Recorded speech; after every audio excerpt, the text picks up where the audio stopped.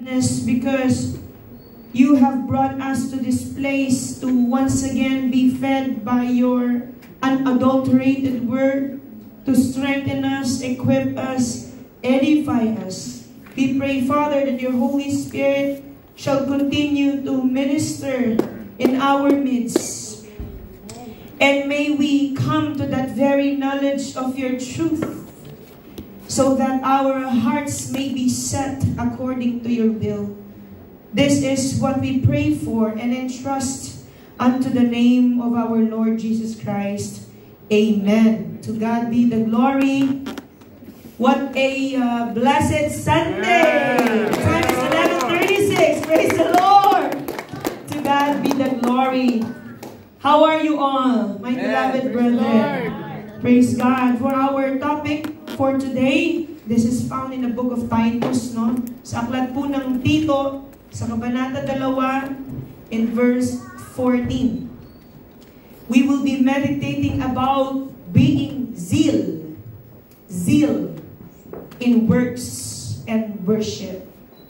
Zeal in works and worship. I believe that our theme for our upcoming district camp has something to do about being zealous. So, this word that we'll be meditating upon today, may we request to the Lord that shall prepare our hearts for the upcoming service. When we talk about zeal, before that, may we read first our text. Sabi po ng ating teksto, to God be all the glory, who gave Himself for us to redeem us from all wickedness and to purify for Himself a people that are His very own, eager to do what is good. In other translation, they have used the word zealous in doing good works. Zealous in doing good works. When we talk about zeal, hindi po ito yung seal. No, hindi po ito yung nakikita yung data. This is another terminology. The meaning of zeal is being focused. Focus when it comes to your desire. Halimbawa, kapag ikaw ay nasa trabaho, ang iyong layunin ay, ang iyong kalagayan, sabihin na natin, ay maging matatag at umunlad ka kung saan ka man naroroon. Amen. You are zealous. You want to be appraised. Oh, you want to level up. Yan, pag sinabi mong zealous, you have this focused desire. Halimbawa, gusto mong makasama ang iyong pamilya dito sa bansang ito. You are zealous to have them in this place. Amen. And zealousness involves passion and commitment. Tunay. You can be zealous when you lack sense of passion. Tunay. You can't be zealous if you lack the sense of being committed. Kapag hindi ka committed sa iyong ginagawa mo, baga, wala kang pag-ibig sa iyong ginagawa, nawawalan ka ng zealousness. Nawawalan ka ng focus sa iyong desire. Ngayon, mga kapatid, may it be clear to us that not all zealousness are good. Not because you are zealous, that's good. Hindi po. There are zealousness that are negative. Diba? Halimbawa, ang nasa mo, you are zealous to become rich. Right? Oh. Because you are zealous, tumaya ka sa loto. Hallelujah. Hinihintay mong lumabas yung iyong combination. No? Naalala ko tuloy yung isa natin na PE. Bagamat mayaman naman yun. No? May-ari siya ng maraming mga sabihin na nating BMW. Ang dami niyang wheels. Ang sabi niya sa akin, Billy, can you pray to your God to give me a number of combination? Hallelujah. Para makataya siya daw sa loto. See, yung kanyang zealousness, araw-araw yung tumataya sa loto. zealous siya when it comes to buying lotto tickets. Pero, yung kanyang zealousness is not right. Amen, mga kapatid? Look at what happened to Saul. Who's Saul? Oh, Saul. Yan, ngayon ay tinatawag na Apostol Pablo. Diba? Because he was zealous when it comes to his Jewish traditions, because he was before a Pharisee. Diba? Tagapagturo siya ng kautusan. Kumpare niya, hindi na kumpare. Kaibigan niya yung mga Pariseyo, ibig sabihin, maalam siya pagdating sa mga kautusan na sa mga Hudyo. Pero because of his zealousness, nagawa niyang patayin si Esteban. Amen, mga kapatid? Pero tapat siya, no? Sa kanyang pagiging Hudyo. Eh sabi niya, kapag ibang pananampalataya at ikaw kawangis ng sa kanya, walang karapatang mabuhay. Pero tapat siya, deboto siya eh. Pero hindi nakabuti. Amen? Tunay. This is what I'm trying to point out. Not all zealousness are good. Tunay. Why? Because it says in Romans, to God be all the glory. If we will read in the book of Romans, it says there, because these people do not accept the righteousness of God. Romans 10:2. They are zealous in their ways, but they reject the righteousness of God. For I can testify about them that they are zealous for God. But their zeal is not based on knowledge. Amen, mga kapatid? Kaya diba sabi sa Matthew 7:21, hindi lahat ng mga tumatawag sa Panginoon ay kinikilala ng Panginoon. Pagkamat mga deboto din ng mga taong to. Amen? Tunay. No? Nag-aakala sila, nakilala nila ang Diyos. Pero sabi sa Tagalog, hindi lahat ng mga tumatawag. Anong sabi sa Tagalog nito? Para mas lalo nating maunawaan. Hindi ang bawat nagsasabi sa akin, Panginoon! Panginoon! See, these people are zealous too. Right? Panginoon, Panginoon, ay papasok sa kaharian ng langit. Kundi ang gumaganap ng kalooban ng aking Ama na nasa langit. Ngayon, ang pag-aaralan natin, how do we live zealously in works and worship? How do we live zealously, passionately, in the right knowledge, committedly, having this focused desire, amen, in our works and in our worship. First, sabi sa Titus, balikan natin yung kabanata. In Titus chapter 2, verse 12, it says in English, we must be soberly. Soberly. It teaches us to say no to ungodliness and worldly passions, and to live self-controlled, upright, and godly lives in this present age. How do we live zealously in works and worship? First, we must live soberly. What is the meaning of soberly? Tamang isip. When you are sober, meaning you have this self-control. You are self-controlled. What else? You reject ungodliness and worldly passions. Mapagpigil ka sa iyong sarili. Halimbawa, hawak mo ang iyong cellphone. Sabi ng salita ng Diyos, kung sino man ang tumingin sa babaeng mayroong pagnanasa, ay nagkakasala ng pangangalunya. Ikaw naman, scroll ka ng scroll. Di mo alam, yung misis mo nasa likod mo, zinumin mo. Jesus, zinumin mo ba yan no? Totoo ba? Hallelujah. Sabi tuloy ng aking anak na si Kayla, Dad, why are you looking at that woman? Don't cheat on mom. Kasi may mga, yung mga reels na sunod-sunod na, di ba? Kahit hindi mo gustong tignan, kusang lumalabas. Yan ang gawa ng Diablo eh. Di ba? Yung ayaw mong tumingin, pero nakabukas yung isang mata mo. Kasi ang Diablo nga, gumagawa. Tunay! Hallelujah! Kahit anong pagpipigil, the more na ikay nagpipigil, the more na ang Diablo tinutukso ka. Tunay! Di ba mga kapatid? Oh, that's... Walang kaalam-alam sa God. Okay, so mga kapatid, we must be soberly, right? Di ba? We must have this self-control.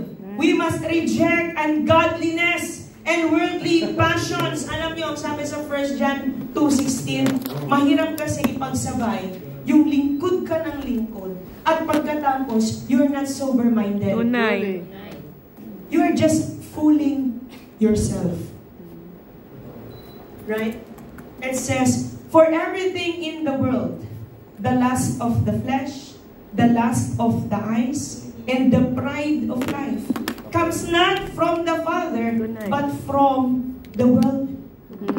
Yung pita ng laman, yung pita ng mata, yung kapalaluan, yung mga bagay na yan, ay hindi pala yan galing sa Diyos. Pagkatapos, ang sabi mo pa sa asawa mo, God is appreciative. So, we must appreciate the beauty in every individual. When you zoom it in. Hindi ganon. Maling katwiran yon. Yung kasama mo, yung asawa mo, may dumaan lang na babae, medyo mas balingkinitan kesa sa asawa mo. Hallelujah. Mga kapatid. Tapos sabi mo, hindi ka tumitingin. Yung mata mo nandito. Habang kasama mo naglalakad. Mga kapatid. Baka mamahalin natin ang ating mga asawa. Amen. Amen. Amen. At tayo ng mga mananampalataya, kailangan na nating wakasan ang anumang kauhawan sa mga bagay ng sanlibutan. Tunay. We must have this self-control. Bakit po? Alam nyo ba ang pathophysiology ng kamatayan? Paano nagsisimula ang kamatayan? Paano nagkasala si Eva at si Adan? Bakit sila nagkasala? Nagkaroon sila ng interest. Saan sila nagkaroon ng interest? Doon sa bunga. Hindi apple yun, ha? Sa 10 taon ka na sa pananampalataya, baka hanggang ngayon sagot mo, apple pa rin yung kinain. Mga kapatid, hindi yung apple. Bunga yon. Not specifically apple. Ngayon, ang sabi dito sa James 1:14-16, tignan nyo po, paano nagbubunga ng kamatayan ang kasalanan? Ang kasalanan, nagsisimula yan sa kahalayan. Your worldly desires, right? Your interest first. And then, when you baby that interest, it results into sin. Right. When you start to commit sin, it grows and grows. And then, it becomes, it results into death. Look, but each person is tempted when they are dragged away by their own evil desire and enticed. Then, after desire has conceived, kapag napaglihian na yung kalayawan, nagdudulot ito ng kasalanan. Nanganganak ito ng kasalanan. It gives birth to sin. And sin, when it is full-grown, kapag yung binibaby mo na yan, yung dinadalang taong kasalanan mo na yan sa loob-loob mo, kapag yan, ready na yan, may panganak, manganganak yan ng kamatayan. When it is full-grown, gives birth to death. That's the reason why the Word of God teaches us to become soberly. Truly. Kung bakit tayo tinuturuan ng salita ng Diyos na tayo dapat maging mapagpigil sa pita ng laman, pita ng mata, sa kapalaluan, upang huwag manganak ng kamatayan ang anumang kahalayang maaaring magdulot ng kasalanan sa bawat isa sa atin. Paliwanag po ba, mga kapatid? Amen. And this is how we worship. This is how we become zealous in our lives. When it comes to our works and worship, we do not come here holy on a Sunday and then sinful from Monday to Saturday. We do not intentionally commit sin. Bagaman tayo, we're not perfect yet. We may fall short. Amen? Maari pa rin tayong magkasala. But we do not intentionally do. Amen? Hindi yung intention mo ang magkasala ka. At pagkatapos haharap ka sa Panginoon sa unang araw ng Sanlinggo. At yan ay Sunday. Amen? Nawawala yung zealousness. Amen, mga kapatid. Pero salamat dahil whenever we present ourselves, we know we are filthy rags. You know, tayo mga maruming basahan sa harapan ng ating Panginoon. Pero kapag tayo humingi ng kapatawaran sa biyaya naman ng Panginoon, Thank you, Lord. Thank you, Lord. Amen. And then we can present ourselves once again zealous in our worship. Amen. Pangalawa, mga kapatid, how do we live zealous in works and worship? We must live righteously. You know that God is delighted when one lives righteously, right? In Hebrews 10:38, sabi sa ESV, my righteous one, amen? My righteous one, sabi sa ESV, Hebrews 10:38, shall live by faith. And if he shrinks back, my soul has no pleasure in him. When we lose our righteousness in the sight of God, God is displeased. Hindi pala nalulugod ang Diyos. Amen. Kapag hindi natin pinipili ang mabuhay ng matuwid. At ang pamumuhay ng pagiging matuwid, ito yung alam mo kung ano ang dapat mong gawin at ito'y ginagawa mo. Right? Alam mo ang kalooban ng Diyos at ito'y ginagawa mo. Pero kung alam mo ang kalooban ng Diyos in James 4:17 CEV at hindi mo ito ginagawa, ito ay pagkakasala. If you don't do what you know is right, you have sinned. Therefore, you are making room for your evil desires, right?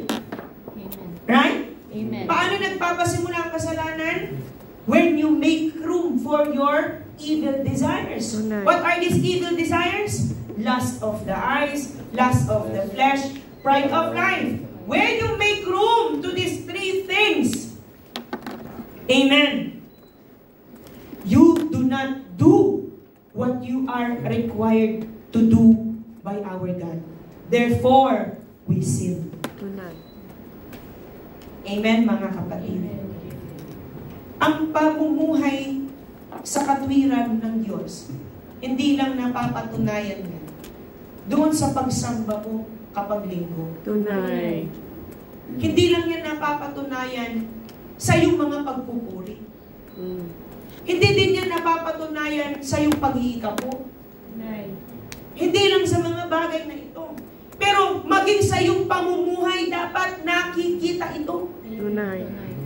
Amen? Amen. Simula unang araw ng linggo, hanggang sa unang araw ng linggo na naman, you have this consistency. You have this spiritual integrity. Diba? Sino sa atin? We are a bit challenged when it comes to our spiritual integrity. Amen. You want to keep yourself a good testimony. But it is hard. Amen. So you risk your spiritual integrity True. to fall under the power of sin. Right, mga kapatid? But to live righteously, we must be sensible. We must seek the righteousness of God. Kaya alam nyo, we are so blessed. Because you know, ako din mapapatotoo ko, kung walang mga sugo ng Diyos, kung walang mga apostol, mga evangelista, pastor, guro, sa loob ng iglesia, maaaring ang inyong lingkod ngayon wala sa inyong harapan. Tunay. But we are blessed because in the church, for us to live righteously, there are the sent ones of God who admonish us. Tunay. Admonish! What is the meaning of admonish? Sabi sa 1 Thessalonians 5:11-13, you know, the meaning of admonish is to warn, to reprove someone who is not working or active as they should be. Kaya nga, sa church, we are not friends here. We're family. Amen. Tunay. There's a difference between being friends and being family. Right? Kapag kaibigan mo, pwede mo namang di pagmalasakitan ng kaibigan mo eh. Pero kapag pamilya mo, pagmamalasakitan mo talaga yan. Tunay. Diba? Minsan nasasabi ng tao, kilala lang naman niya ako kapag may kailangan siya sa akin eh. Yung kaibigan mo. Pero pag pamilya mo, mga kapatid, hindi ka susubuan ng pamilya mo. Tunay. At tayo yan, tayo ng mga magkakapatid kay Kristo. Kaya sa atin ng mga magkakapatid, mayroong ate, mayroong kuya, may nanay, may tatay, apostles, our spiritual fathers next to our Jesus Christ. We have our pastors, our teachers, our prophets, our evangelists. We have our elders in the church to reprove us. True. O sis, parang nakikita ko, sunod-sunod na yung di mo pagdalo. Hallelujah. Tapos ang reply mo, ay, salamat po, sis. Naalala niyo po. Pagkababa mo si sister naman. Hallelujah. Wala nang ibang ginawa, makialam. Hallelujah. Manghimasok ng buhay. Pati kaya niya atipagin yung sarili niya, yung pamilya niya. No, mga kapatid, no? Kailangan natin pakamahalin yung mga nagtuturo sa atin. Tunay. Kung hindi tayo naturuan hanggang ngayon, sabihin ko sa inyo, we are zealous when it comes to our evil desires. Tunay. Right? But look at this. It says in Thessalonians, shall we read this? We ask you, brothers, to respect those who labor among you and are over you in the Lord and admonish you. And to esteem them very highly in love because of their work. Be at peace among yourselves. To God be all the glory. So brothers and sisters, we must be open for reproving. True. Diba? We cannot claim, we cannot attain righteousness unless we are corrected. Because we don't know what is right. Tunay.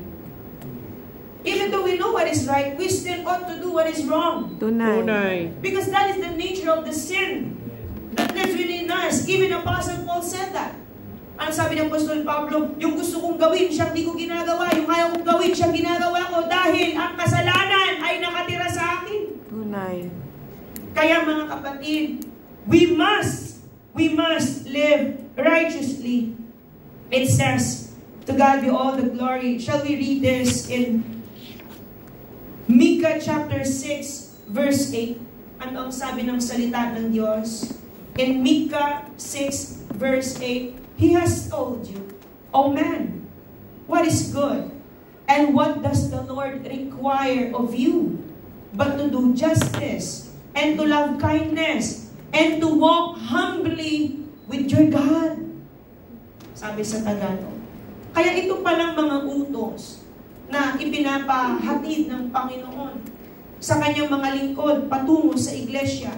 Hindi ito utos ng tao. Tunay. Ito ay para sa ating ikabubuti.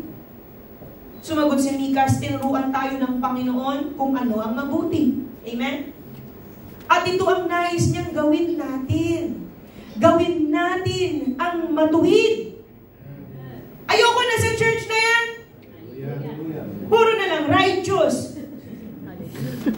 Puro na lang righteousness. Paulit-ulit na lang sa mensahe. Mamuhay ng matuwid, hanapin ang paulit-ulit pala eh. Bakit paulit-ulit? Babalik ko yung tanong, bakit paulit-ulit? Ikaw pa rin sumusunod. Paulit-ulit pala nating naririnig. Ang tanong ko, bakit paulit-ulit na pinapangaral?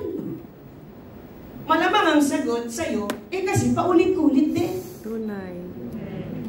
Di ba mga kapatid? Oh. Pero ito palang pamumuhay sa katwiran ng ating Panginoon. Turo ito mismo ng ating Panginoon. Ito ang nais niyang gawin natin. Gawin natin ang matuwid. Oh, kaya ano ang matuwid? Sa araw na ito, anong matuwid? Sambahin ang Diyos. Praise the Lord! Ano ang matuwid? Diba sabi sa Matthew 6:33? Oh, ang Diyos ba? Puro na lang kabit sa atin. Hindi. Kapag nakikita niya na inuuna mo kung ano ang matuwid, ibibigay din niya kung ano ang karapat-dapat para sa iyo. Tunay. Sapagkat inuuna mo sa iyong buhay kung ano ang karapat-dapat at siya ang karapat-dapat. Ang sabi ng salita ng Diyos, unahin ninyo ang mapagbilang sa kaharian ng Diyos at ang pagsunod sa kanyang kalooban. At ibibigay niya ang lahat ng pangangailangan ninyo. Thank you, Lord. Yung pagpapasunod pala ng Diyos upang tayo mamuhay sa katuwiran ay sa atin din sariling kapakinabangan. Tunay. Can you just imagine? Tayo ng mga nagsisipaghintay, anong sabi ng salita ng Diyos? Yung mga nagsisipaghintay ay kailangang linisin ang kanilang mga sarili. Di ba mga kapatid? Paano tayo nalilinis? Kapag ginagawa natin ang kalooban ng Diyos, hinahanap natin ang katwiran ng Diyos, nililinis mo ang iyong sarili sa presensya ng Diyos. Kaya ngayon, habang tayo nakikinig ng salita ng Diyos, anong sabi ng salita ng Diyos? John 17:17, John 15:3, at kayo ngayo'y malinis na. Amen. Sa pamamagitan ng mga salita. Tingnan niyo ang sabi ng salita ng Diyos in 17:17 and also John 15:3. Ibukod mo sila upang maging sa'yo sa pamamagitan ng katotohanan ng salita ng katotohanan. Sabi sa English, anong sabi sa English? Sanctify them by your truth. John 15:3, you are now cleansed. Oh, mga kapatid, yung mga ginagawa nating mga paglilingkod ngayon, katwiran ito ng Diyos. Tunay, Lord. Oh, habang tayo nakikinig, nililinis tayo ng Diyos. Purihin ang ating Panginoon. Kaya ang pagsunod pala natin sa katwiran ng ating Panginoon ay sa ating ikabubuti, sa ating buhay pananampalataya at sa ating buhay dito sa mundo. Nililinis ka na, pinaglalaanan ka pa. Amen. Thank you, Lord. Di ba, napakapalad natin eh. Purihin ang ating Panginoon. Kaya those who seek righteousness, sabi sa Matthew 5:6, they shall be satisfied. Are you satisfied? Amen. Are you? Amen. Blessed are those who hunger and thirst for righteousness, for they will be filled. Thank you, Lord. Ngayon, masasabi mo sa sarili mo, hindi pala kawalan ng maglingkod sa Diyos. Tunay. Kasi nakikita mo, habang ikay naglilingkod sa Diyos, nakikita mo rin yung paglalaan ng Diyos sa'yo. Tunay. Mayroon ba sa atin dito ang naglingkod ng tapat at pinabayaan ng Diyos? Kahit isa walang makapagsasabi niya. Tunay. Mga kapatid, based on human experience, walang pinabayaan ng Diyos. Tunay. Walang pinabayaan ang Diyos na naglingkod ng tapat sa Tunay. Diyos. Lord. Tingnan niyo ang sabi ng ating Apostol Arsenio, totohanin mo ang Diyos, tutotohanin ka ng Diyos. Praise God. At tingnan nyo, tinutuo niya ang paglilingkod. Ang iglesia ngayon, hindi natin pigilan sa paglako. Tunay. Mga kapatid, kaya we will be completely satisfied because we will seek the righteousness of God. To God be all the glory. And third and the last, how do we live zealously in works and worship? We must live godly. Godly. Ang godly, hindi naman yung hindi ka makahulog ng karayong, hindi ka na nagpapagupit ng buhok, hindi ka na nag-aahit, hindi ka na makasuot ng pantalon o shorts. Hindi po yun ang ibig sabihin ng godly. Amen, mga kapatid? Tunay. Oh, we must live godly. What is the meaning of living in godliness? We must have this awareness that we should do our duties. Right? Because before the sin came into the world, we were created through the likeness of God. Ibig sabihin, mahaba din. Kung ano itsura mo ngayon, yan ang itsura ng Hindi po. Don't take it literally.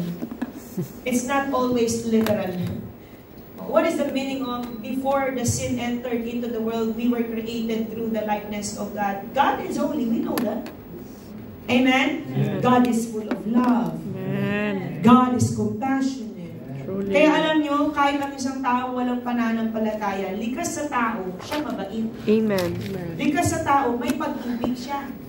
Likas sa tao, mapagmalasakit siya. Even before we have heard about the faith, because we are likened, we are created. True. Through the likeness of God, we possess this communicable traits of God. Kapag sinabi mong communicable traits, ito'y mga napapasa. Diba? Kapag natutunan mong magtapat sa Diyos na tapat, hindi ba? That's the attribute of God, being faithful. Amen.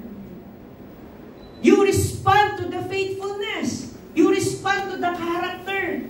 Right? But when sin came, nung dumating yung kasalanan, mga kapatid, our likeness, yung wangis na kung saan tayo inilikha, kapareho sa wangis ng Diyos, ito nabahiran.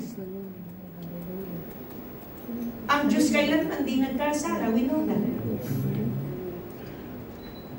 Can you just imagine? Nabahiran natin ang imahe ng Diyos. Tunay. Sorry, Lord. Hallelujah. When we intend to sin,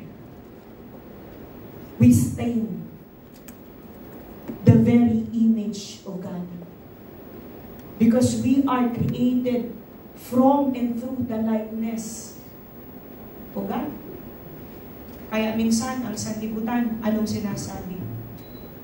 Yan ba ang sinasabing Kristiyano? Sino kaya ang Diyos na sinasamba niya? Eh, dyan pala, sa pananampalatayang kanyang kinabibilangan, maaari pala ang mga ganyang mga bagay na makamundo. Because we represent Christ. True. Right? Honestly, and in fact, we created from the likeness, but because sometimes we choose to be ungodly, they mock Jesus through the way we live. That's right. At hindi kasalanan ni Kristo yun. Tunay. Kasalanan natin yun. Tunay. Pero, pati si Kristo, napapahamak. Tunay. Tunay. Pati si Kristo nadadamay. Tunay. Di ba mga kapatid? Ang tanong ko, kailan kaya natin mapagtagumpayan na huwag nating idamay si Kristo? No, mga kapatid, kapag nag-away kayong mag-asawa, ayokong magsimba. Hallelujah. Hindi ako makapag-focus. Kasi nakikita ko pa lang yung itsura niya. Nawawala ako sa spirito. Hallelujah. Honestly speaking, magpakatotoo tayo. Tunay. Ha? Jesus name. Yung puring-puri ka na, gusto mo na talaga magpuri sa Panginoon. Pero yung kapatid mo, nakaaway mo, ayaw mong pakita na ikaw nagpupuri ka. Hallelujah. Kaya ngayon yung pagpupuri. Pero sa loob ng puso mo, gusto mo magpuri, pero pinipigilan mo. Di ba mga kapatid, nadadamay si Kristo. Sorry, Lord. Thank you, Lord. Na yung sanang wangis na sana'y nakikita sa atin. Dahil mas binibigyan natin ng puwang ang ating sarili. Tunay. Amen. Yung gusto nating magpaka-Diyos, pero hindi natin magawa. Na gusto nating maging banal at magpakabanal, pero hindi natin magawa. Pero to live zealous in words and worship, we must choose to be godly. Amen. Pipiliin natin ang magpakabanal. Bakit po? Dahil mismo ang Diyos banal. In 1 Peter chapter 1 verses 15 to 16, you know, internal transformation manifests to external transformation. Right? When we are transformed inwardly, that reflects outside. It manifests. You cannot fake it. Kapag ikaw binago na ng Panginoon, sa loob-loob mo, noon, hindi ka ma-joke. Hindi ka nga mabiro noon eh. Pag nabibiro ka, nakakasapak ka tayo eh. Hallelujah. Medyo pag hindi mo nagustuhan ng kaunti, nakakapagmura ka din eh. Di ba mga kapatid? Pero tayo ngayon, tayo na patuloy tayo binabago ng Panginoon. Thank you, Lord. Noon dati, putot kutsinta! Hallelujah. Praise the Lord! Praise the Lord ka na lang talaga ngayon eh, no? Hallelujah. Sasabi mo, buti na lang, binago na ako ng Panginoon. Mga kapatid, no? Buti na lang talaga. Lord. Buti na lang talaga. We must choose to be holy because our God is holy. Amen. But just as He who called you is holy, so be holy in all you do. Help us, Lord. Be holy in all you do. Help us, God. Sa psychology, mayroon tayong tinatawag na selective. Selective. You know, honestly speaking, mayroong selective holiness. True. Sa atin ng mga mananampalataya. Tunay. O kunwari, hindi mo alam na mali. You deny it to yourself. So, you give room to your desires. You select what you want to follow. Hallelujah.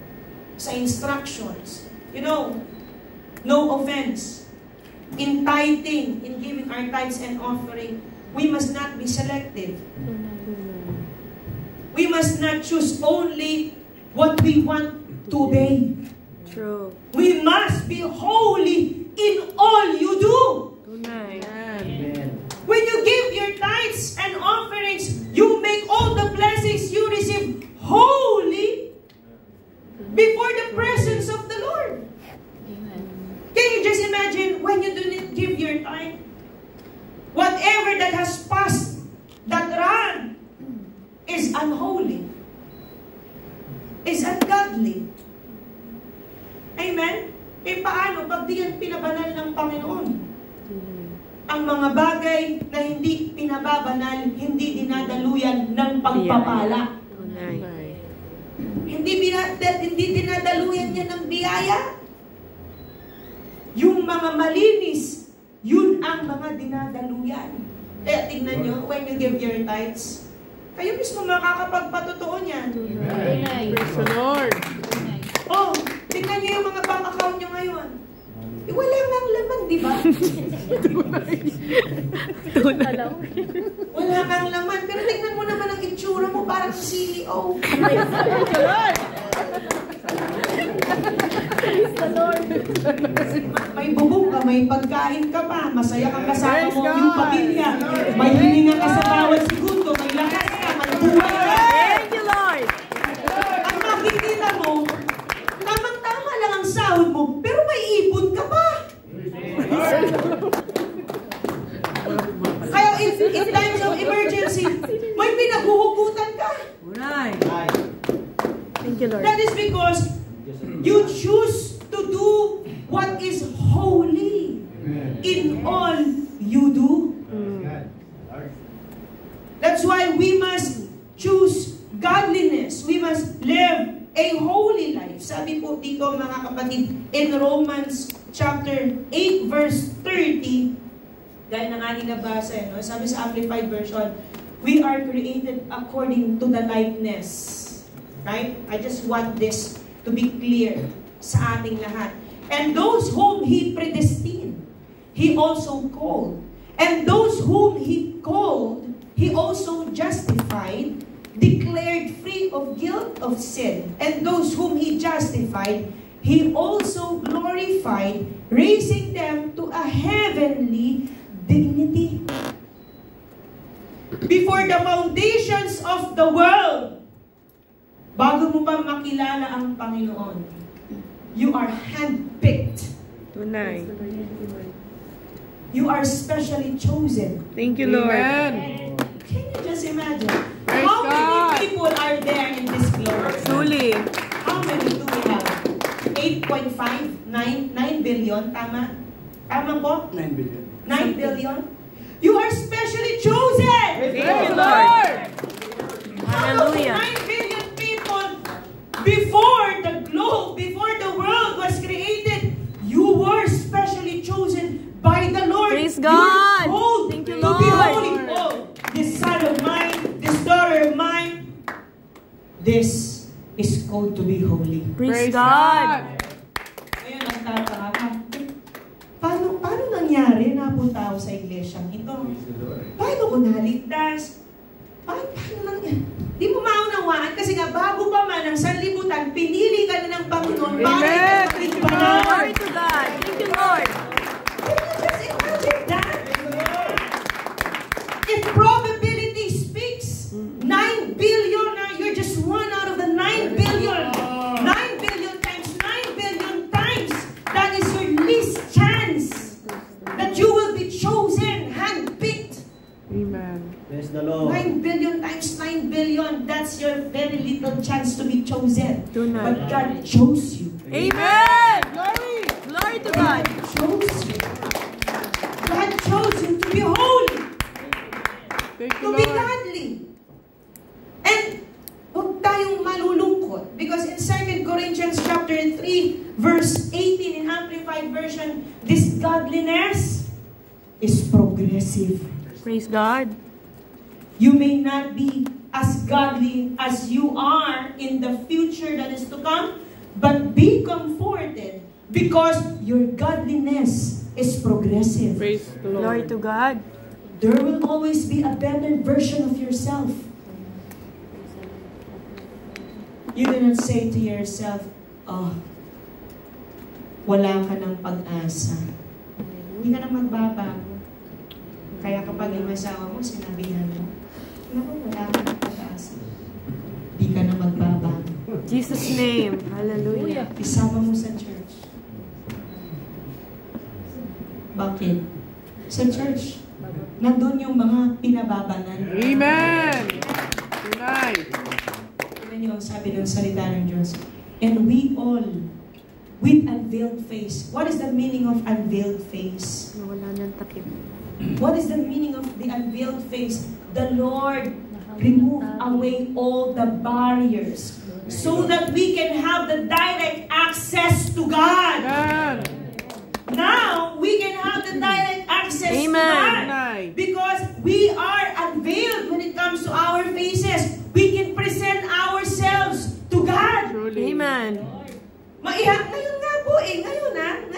Thank Ignore you, this. Lord.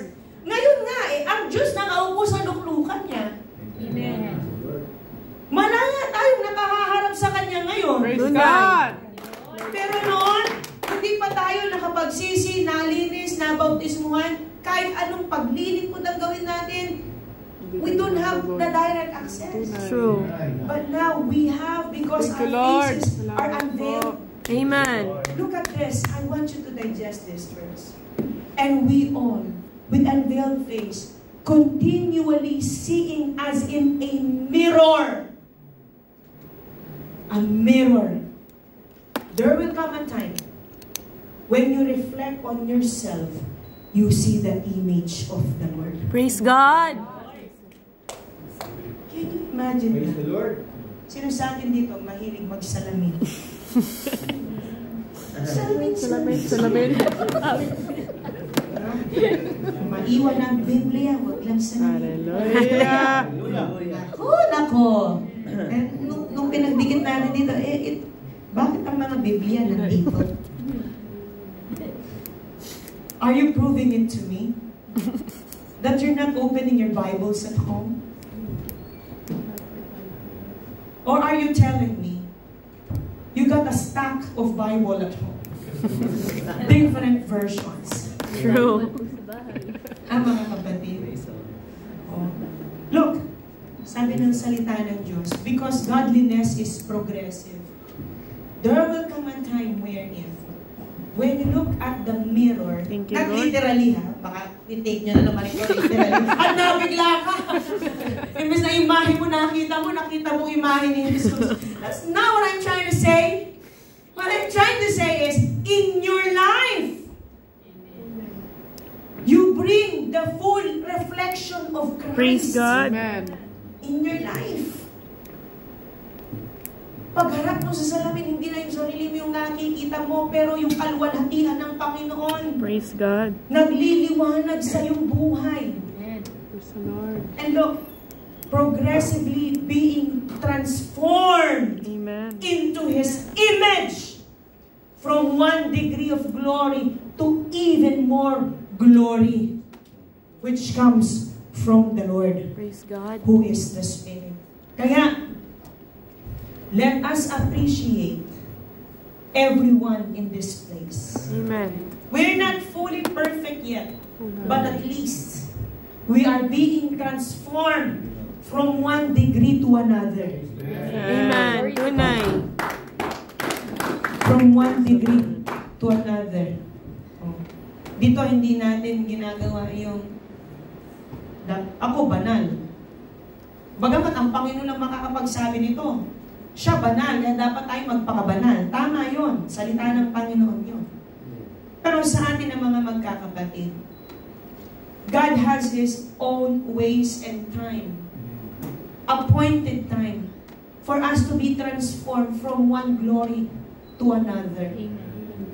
But if we see our brethren, our brothers and sisters having this difficult time to be transformed, let us help one another.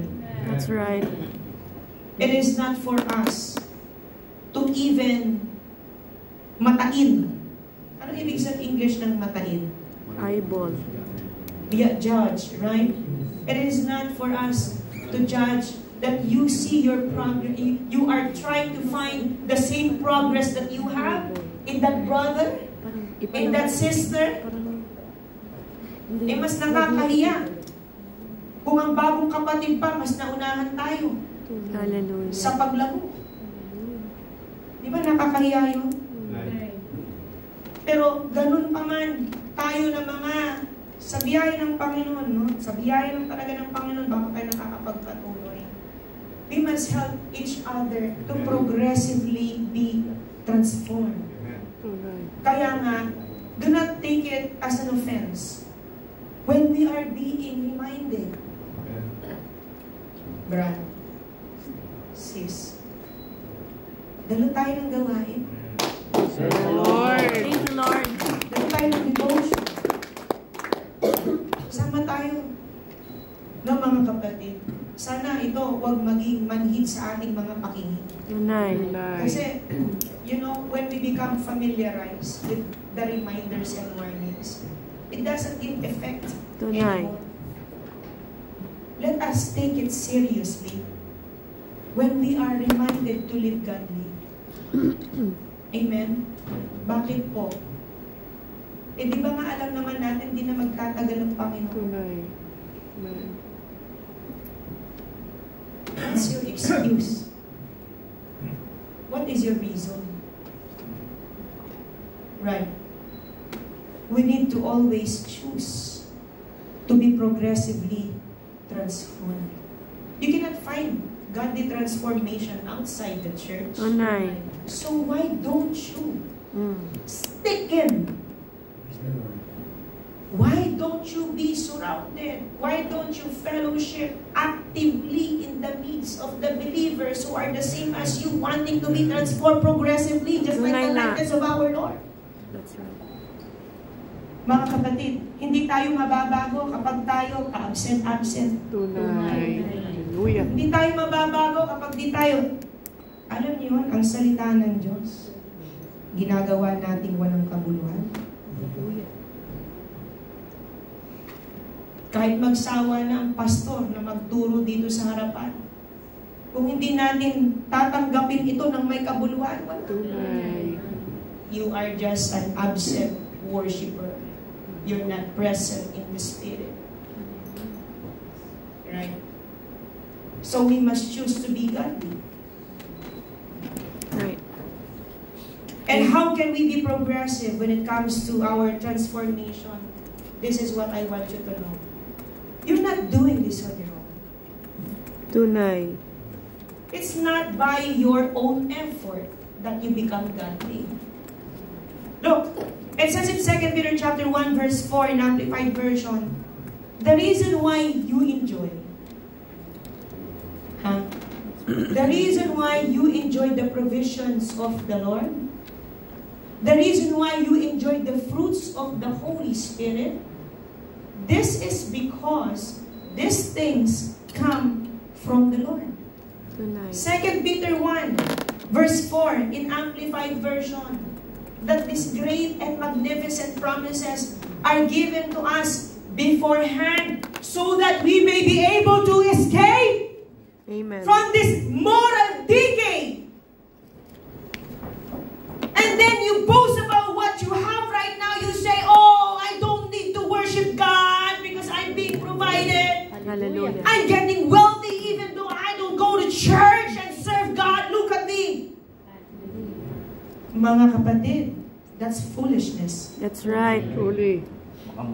Do not boast about what you have right now and make that an excuse. Exactly. That it doesn't matter whether you serve God or not, you will still be blessed. Hallelujah. That's not what the word says. Truly. For by this He has bestowed on us His precious and magnificent promises of inexpressible value, so that by them you may escape from the immoral freedom that is in the world because of disreputable desire and become sharers of the divine nature. We must be partakers of the divine nature of God. Amen. Because we were created according to the likeness of God. And the reason why we're able to partake is because God provided you already beforehand the things that you need, whether it be by faith or whether it be by your living on the earth. Yung pera, yung pagkain, yung bahay, yung trabaho, yung magunan mo, yung business mo, kung ano pa man yan. Galing yan sa Diyos. Tunay! Purihin ang Panginoon! Praise God! Galing yan sa Diyos para ikaw hindi na mabahiran pa ng anumang pagkabulok dito sa mundo. If you see these things as provision from God, then you will know how to respond. Tunay. Right? Why the Holy Spirit has fruits? So that we may be able to escape from the decay of this world. In Galatians, it says in Galatians 5:22 and to 23, what are the fruits of the Holy Spirit? I think I mentioned this already during our morning devotion, right? Patience. It says, but the fruit of the Spirit, the result of His presence within us, love and selfless concern for others, joy, there's peace, there's patience. What else? Kindness, goodness, faithfulness. The reason why God gave us this Holy Spirit to bear fruit within us, so that we may be able to escape Tunay. the moral decay. Kung hindi ka mapagpasensya, nasan ka ngayon? Kung hindi ka maibigin, nasan ka ngayon? Kung hindi ka mapagtiis, nasan ka ngayon? Kung hindi ka matapat, nasan ka ngayon? Kung wala kang pagpipigil sa iyong sarili, nasan ka ngayon? Eh, di nasa sanlibutan ka na. Tunay. Sirang-sira na yung pagkatao mo. Tunay. Pero ang sabi ng salita ng Diyos, itong mga bagay na ito, una pa man ipinagkaloob na sa atin para tayo huwag mapulok dito sa sanlibutan. Kaya yung biyaya na Thank you, yan, Lord. ubos man o hindi, spiritual man o bagay man yan, galing yan sa Diyos. Tunay. Thank you, Lord. We must understand. We must not take in a very shallow understanding why God allows us to receive such things. Tunay. Kaya mga kapatid, it is just but right to reciprocate godliness to our holy God. Right? Are you still with me? Amen. Kaya nga, holiness and service unto the Lord. E paano naman kung wala ka na ng holiness, wala ka pang service? Hallelujah. Ang hirap niya. E sabihin mo, sige, holy ka na, pero wala namang service. O sabihin mo, may service ka, wala ka namang holiness. Mas masaklap, wala ka namang holiness, wala ka pang service. Tunay. Tunay. Mga kapatid, do we appreciate this? Amen. Amen. Do we appreciate being the Amen. church? Praise the Amen. Lord. Do we appreciate that these things we do prepare us for the time that is coming? Amen. Praise the Lord. Do we appreciate that we care for each other? Amen. That we love one another? That we hold on to the promise of the Lord that that day that will come, all of us Hallelujah. will see the great promises of the Lord there in heaven. Do we even appreciate this? Amen. Or do we just brush it off? It doesn't matter now. As long as I got food on my table, I got a house, a shelter, you know, I got my income, I got my work, I got everything that I need. It doesn't matter now being in the church. I tell you Hallelujah. right now, you are out of your mind. That is why we must always choose to the will or to doing the will of our God. Tunay. Dapat sa panahon ito, wala na yung wala na yung patampo-tampo. Pero pa ba sa atin dito nagtatampo?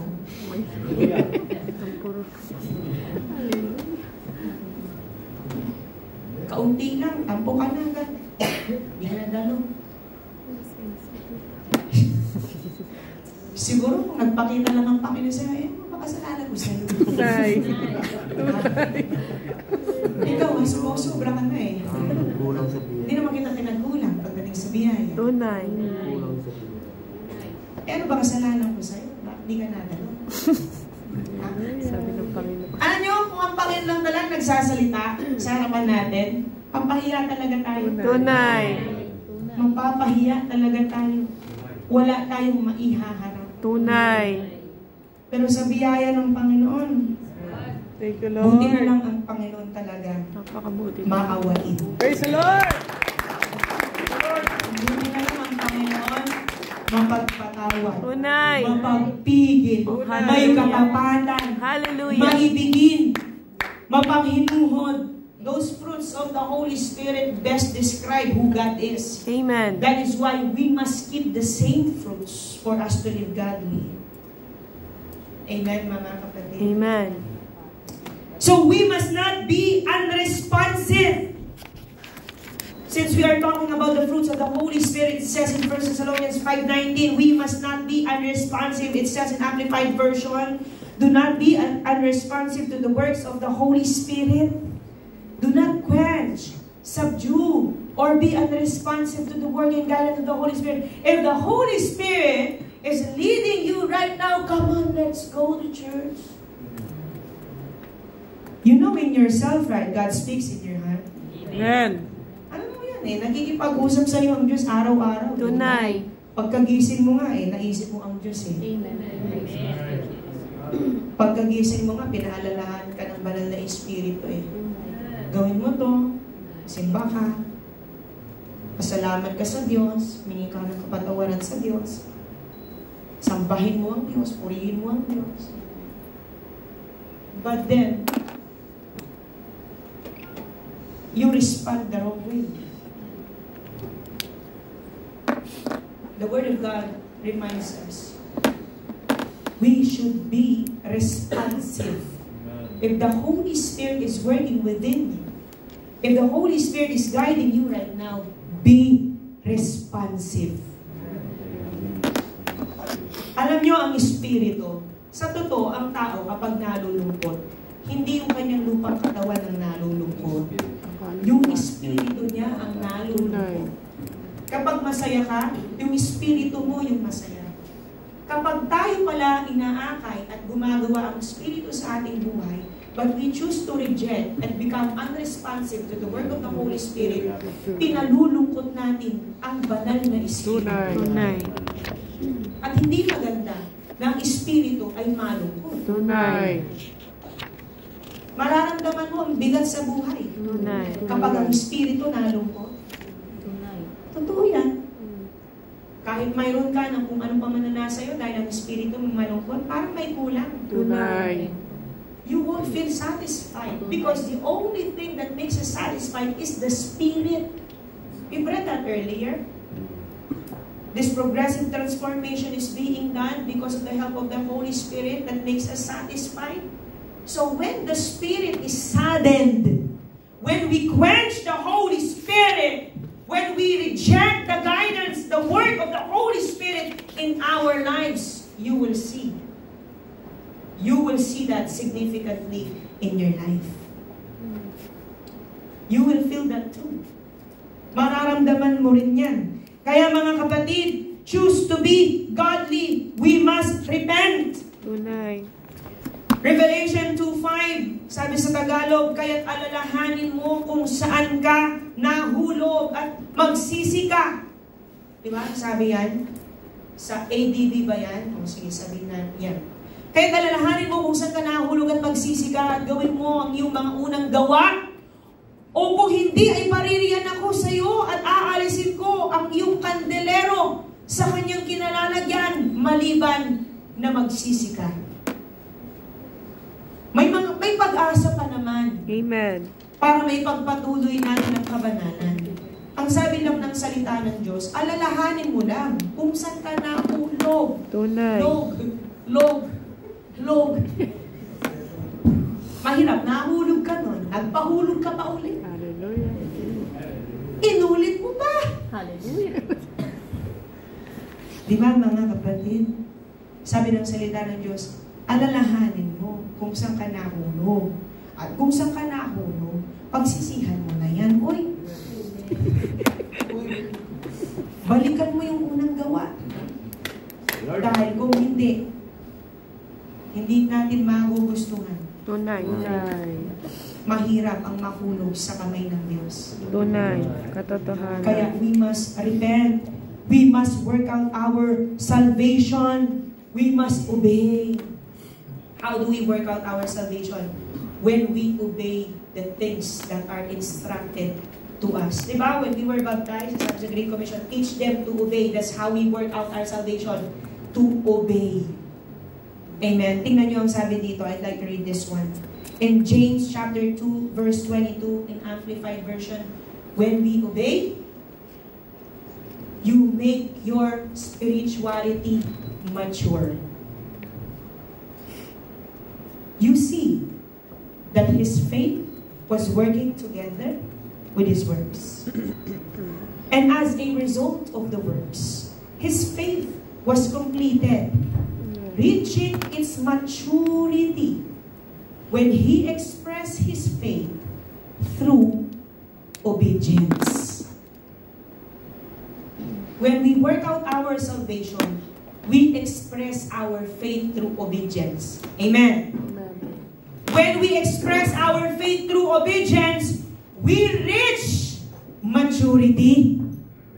Kaya tingnan nyo, kung sino ang mga masunurin sa kalooban ng Diyos, makikita nyo rin yung paglago. Amen. Mayroon bang lumalago sa pananampalataya na hindi sumusunod? Walang paraan. Ang mga sumusunod, sila ang mga pinalalago. Amen. Thank you, Lord. Kaya kung sunod ka lang ng sunod, alam nyo, when I was a Bible student, ang sabi, sunod lang. Minsan may katwiran ka talaga eh. Sorry po ha, sino mo na nakakapanood nito. May katwiran ka talaga. No? Pero sa pagsunod pala, nang tayo pagpapala. Amen. Amen. Obedience is better than sacrifice. It's not the sacrifices you do, but the measure of obedience Amen. you do for you to express your faith. That will make you mature. Obedience is significantly related to your maturity. That's right.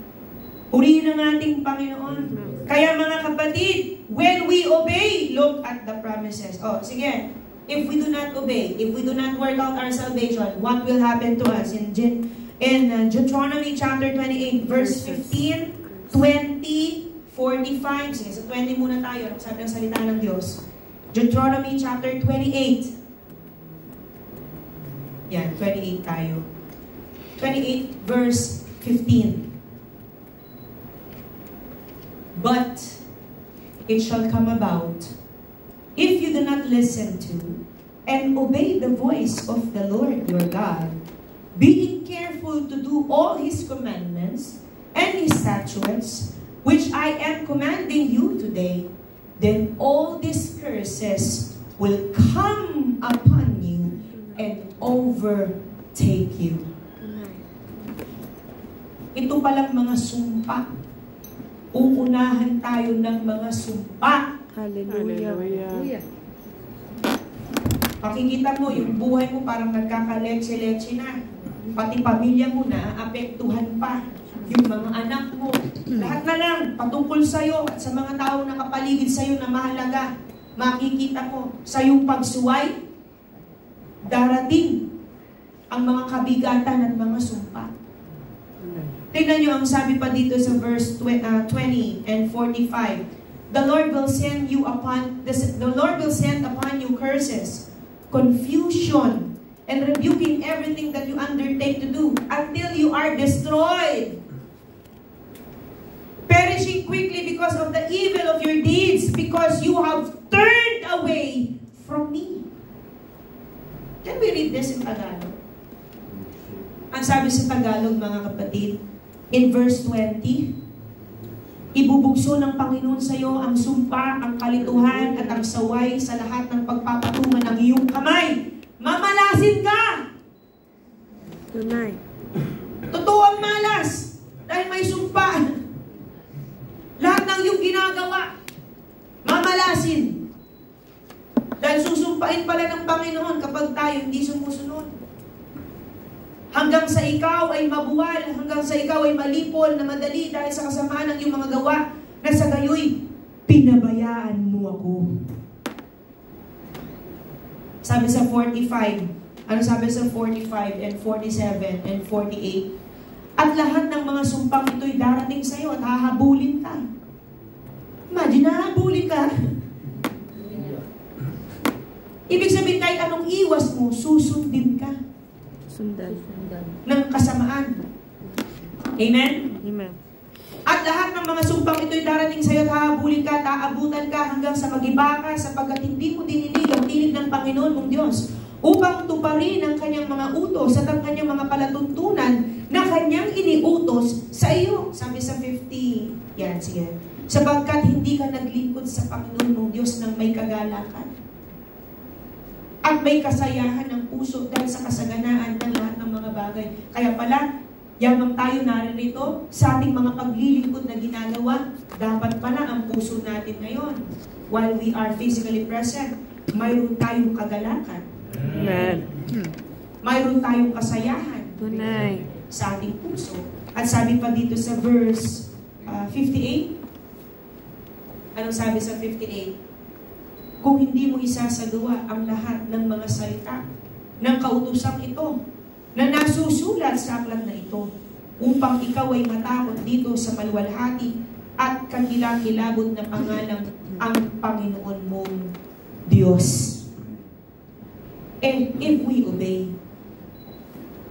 if we work out our salvation, if we choose to be godly, what are the blessings of the Lord? O, dito na tayo matatapos. Sabi sa Deuteronomy chapter 28, verses 1 and 2. To God be the glory. At mangyayari kung ang iyong didingging masika ang tinig ng Panginoon mong Diyos upang isagawa ang lahat niyang utos na aking iniuutos sa iyo sa araw na ito, ay itataas ka ng Panginoon mong Diyos. Amen. Thank you, Lord. Sa lahat ng mga bansa sa lupa.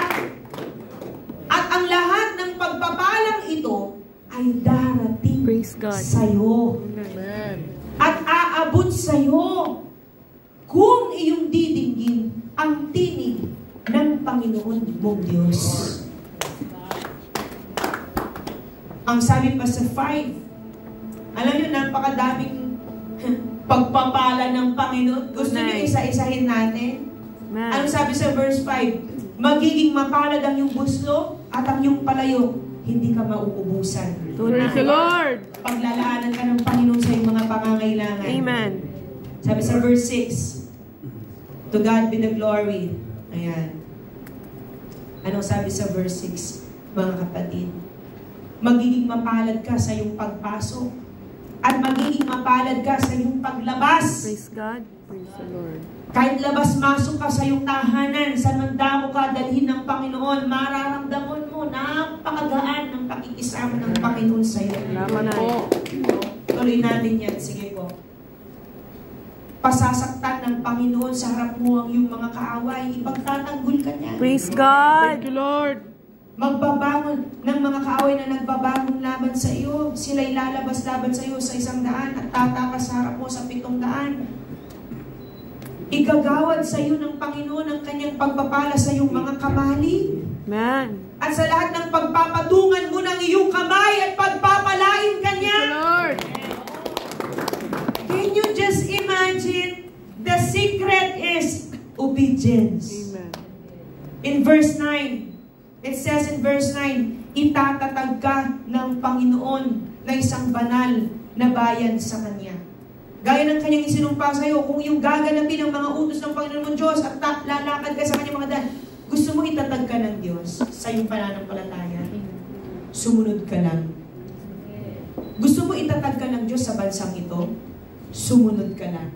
Praise the Lord. Sa anumang iyong gagawin, Amen. sumunod ka sa Panginoon. Amen. Itatatag ka niya. Amen. Okay. Tuloy natin yan. Puri ng ating Panginoon. At ikaw ay pasasaganain ng Panginoon sa ikabubuti mo, sa bunga ng inyong katawan, at sa bunga ng iyong mga hayop, sa bunga ng iyong lupa, sa lupain, ay sinumpa ng Panginoon sa iyong mga magulang upang ibigay sa iyo. Hanggang 15 po ito. Bubuksan ng Panginoon sa iyo ang kanyang mabuting kayamanan. Praise God. Lord, thank you, Lord. Salamat po. Bubuksan ng Panginoon ng langit para sa iyo. Ipapadaloy niya ang kanyang biyaya sa iyo. O, mga kapatid, upang ibigay ang ulan sa iyong lupain sa kapanahunan, sa panahon na ikaw ay mayroong pangangailangan, bubuksan niya ito sa iyo. Hindi kanyang pagkukulangin. Praise God. Tunay. Ano man ang iyong mga paghihirapan, paglilingkuran, mga paghahanap buhay, mga kapatid, pagpapalain ka niya. Ang sabi pa dito sa 13, at gagawin ka ng Panginoon na ulo at hindi buntot. What is the meaning of this? You will take the lead. He will make you a leader in anything that you do. May it be in your workplace. Wherever you are, you will feel that God is making you a lead over the others around you. Praise the Lord. At ikaw ay magiging sa ibabaw lamang. Tuloy natin sa 13. At ikaw ay magiging sa ibabaw lamang at hindi ka mapapasa ilalim. Kung iyong titingin ang mga utos ng Panginoon mong Diyos na aking niutos sa iyo sa araw na ito, na iyong sundin at gawin. At huwag kang lilihis sa anuman sa mga salita na aking iniuutos sa iyo sa araw na ito. Sa kanan o sa kaliwa, upang sumunod sa ibang mga Diyos na paglilingkuran sila. Last verse, ngunit mangyayari na kung hindi mo dinigin ang tinig ng Panginoon mong Diyos, na isasagawa ang lahat ng kanyang mga utos at ang kanyang mga palatuntunan na aking iuutos sa iyo sa araw na ito, na ang lahat ng sumpang ito ay darating sa iyo at aabot sa iyo. Tunay. Napakaganda ng mga Amen. pangako ng Panginoon. Napakaganda ng mga pagpapala ng Panginoon kung tayo susunod. That's the reason why when we are zealous in godliness, we obey what is expected from us by our God. And we shall be blessed as person here on earth and as heavenly citizens in heaven. Amen. To Tunay. God be the glory. Father, we praise you, we thank you, we glorify you. For your words have once again reminded each and every one that we must be zealous in the right knowledge of you. We pray that may the word that has been implanted to our hearts bear fruit through our faith and services unto you. This is what we ask you and thank for. In Jesus' name, amen. Shall we all kneel down?